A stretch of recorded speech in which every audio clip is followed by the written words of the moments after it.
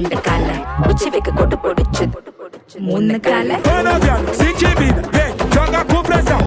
പണ്ട് കാലത്ത് ശ്രീരാമൻ ലങ്കയിലേക്ക് പോകുന്ന വഴി ഇവിടെ ആര്യങ്കാവ് മൂന്നും കൂടിയ കവലയില് ലെഫ്റ്റോ റൈറ്റോ എന്ന് കൺഫ്യൂഷൻ അടിച്ച് നിന്നപ്പോ അവിടെ വഴിയരികിൽ കച്ചവടം ചെയ്തുകൊണ്ടിരുന്ന ദരിദ്ര സ്ത്രീയായ മോഹിനീശ്വരി പുള്ളിക്ക് വഴികാട്ടി കൊടുത്തത്ര.